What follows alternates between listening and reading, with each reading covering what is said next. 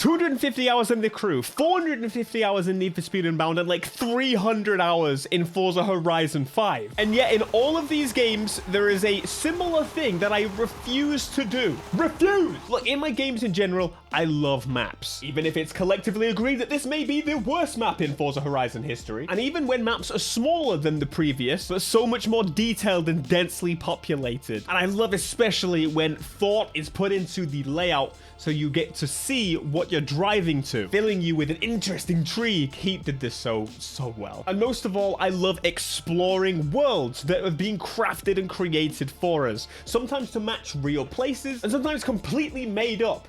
I love maps! And I feel a bit like if you don't get to the point where you know the map and know where you need to go without looking at the map. In English, you learn the map. Well, quite frankly, I think they didn't put enough thoughtful design into the map. I know GTA's map and GTA, multiple, all of them, more than I damn know where I live or have lived.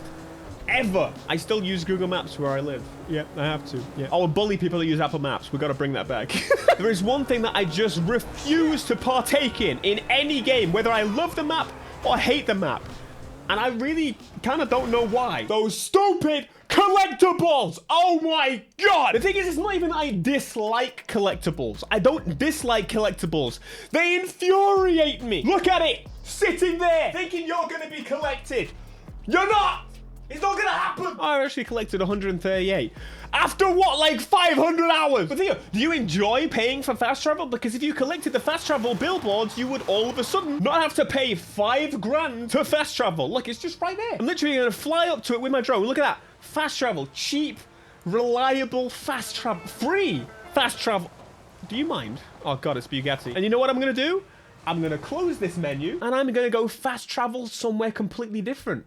Paying 5 grand for the pleasure. That's right. I hate these damn things. And I don't know why. I love playing video. I love the map. I love these. I'm not sure I could tell you one game in where I've spent the time and effort to find the collectibles. And there's other games as well that actually have some really significant good prizes, rewards for doing so. Maybe it's, I don't know. Maybe I don't care about fast travel so much in this game because it is relatively easy to get money. Let's jump to Test Drive Unlimited Solar Crown, a game that I've been forcing myself to play recently, and you guys kind of like it. Right, anyway, the map in this game, it's pretty good. It's actually probably one of the better things about it. I overall quite enjoy it. However, if we jump to this map and let's see if there's any filters, that would be a no. There are collectibles in this game. Oh wait, I think there's another way. There you go. 2 wrecks. 2 wrecks are available. These are full cars that you could unlock and use. But as you can see, even though I've explored about 60% of the map thus far, and again, granted, I've only played like 45 hours or so, I have found 3 of the 28 wrecks. 3. Why? I don't want to do it. There's literally roads I have fully unlocked and I've just left the collectible in the middle of the street. Because no, I hate you. God, stop looking at me. So I kind of wanted to figure out why. We're back in Need for Speed for that particular purpose. Oh God, I love this. What a machine. Okay, let's find a collectible. And again, feel free in the comments, please do let me know.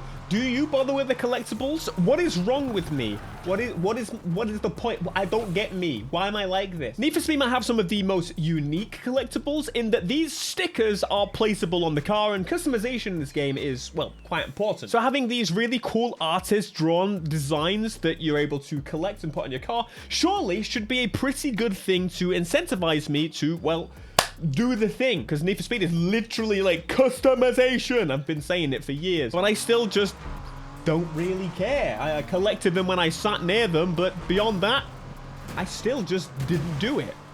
And that's Need for Speed. The crew is one of the big ones that people shout at me to do them because quite honestly, they are really obvious and they provide good money. Money's still somewhat useful in the crew and you always should have more of it. And hell, they have these cool stickers. They even have an Obama sticker. And I was like, well, I had no idea. There's these challenges as well. There's so much stuff in the crew that it might almost be overwhelming. But you see this collect. I'm gonna drive away from it. No, I got 7 after 450 hours in this area.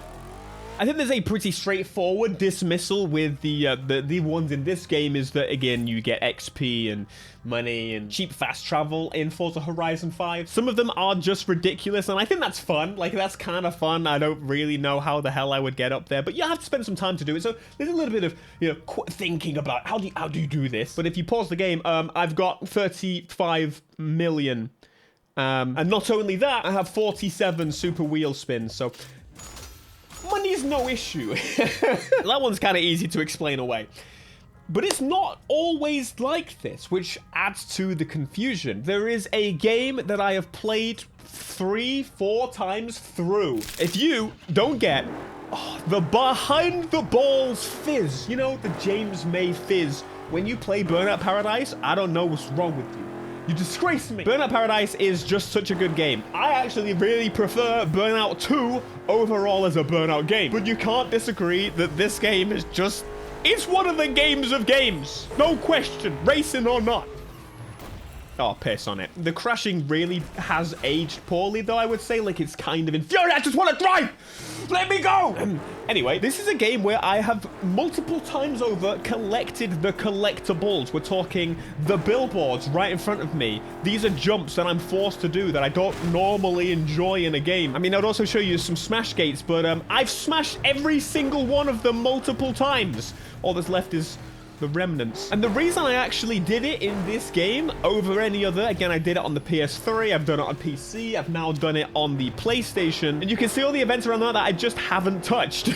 Yes, my friends, the reason that I have done it is because they give you cool ass cars for actually doing the things. There feels like a purpose, but if I say that, it's not untrue for other games. Other games also give some really cool prizes for partaking in the collectibles. So why don't I do them? You know, Showtime was such a disappointment to me. Like, I love the crashing in Burnout. They could have done so much better than this. They really could have. Give us back Crash!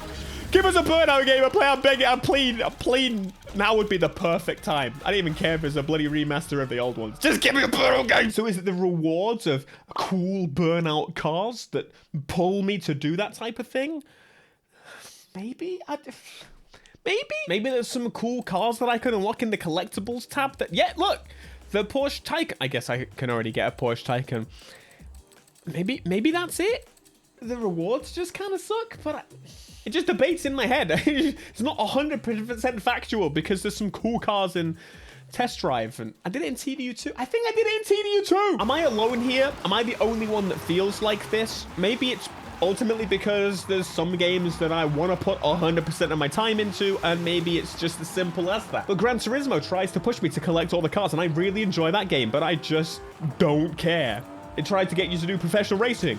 I don't care. So them pushing me to do something doesn't necessarily mean I enjoy it. I feel like the crew actually decreased the amount of effort they put into collectibles and exploration in this game, and that's a little bit frustrating. But I get satisfaction alone in learning some cool locations in a map. You've seen me do content on those in the past. The Crew 1's map, for example, just I still want to go back to it and explore. I feel like there's still more to explore, and I know for a fact there's no prize or reward for me doing so, but I'm still gonna do it when that thing comes back online with the, you know, the community effort that's being put into it. I love getting to that point where I don't need to use the map anymore to get to a location. GTA, I can picture a landmark and drive to the damn thing. Same in pretty much all the modern Need for Speed games. Couldn't really do that in Forza, but to be fair, this map doesn't really have any significant landmarks. It's mostly